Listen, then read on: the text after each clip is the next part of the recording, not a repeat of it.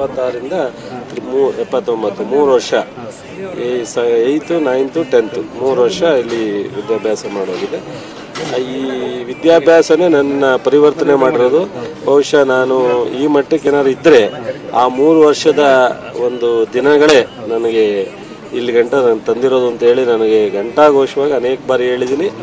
ನನ್ನ ಮನಸ್ಥಿತಿ ಬದಲಾವಣೆ ಆಗಬೇಕಾದ್ರೆ, ನನ್ನ ಒಂದು ಮುಂದುವರಿಕೆ ಇಷ್ಟೊಂದು ಎತ್ತರಕ್ಕೆ ಬೆಳೀಲಿಕ್ಕೆ ಎಲ್ಲ ಈ 3 ವರ್ಷದ ಒಂದು ದಿನಗಳೇ ಕಾರಣ.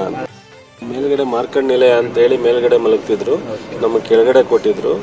ಸೊ ಅವರು ರಾತ್ರಿ ಹೊತ್ತು ಊಟ ಮಾಡಿ ಅವ್ರು ಮಲಗಬೇಕಾದ್ರೆ ಬರೋ ಟೈಮ್ವರೆಗೂ ನಾವು ಓದ್ತಾ ಇರ್ತಿದ್ದೋ.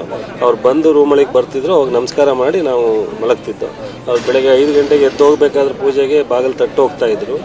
ಸೊ 3 ಗಂಟೆಗೆ ಎದ್ದು ವಿದ್ಯಾಭ್ಯಾಸ ಮಾಡ್ಲಿಕ್ಕೆ ನಮ್ಗೆ ಅನುಕೂಲ ಮಾಡ್ತಿದ್ರು. ನನ್ನನ್ನು ಅವರು ಚಲುವರಾಯಸ್ವಾಮಿ ಅಂತ ಕರಿತಿರಲಿಲ್ಲ, ಮೇಲ್ಕೋಟೆ ಅಂತಲೇ ಕರಿತಿದ್ರು.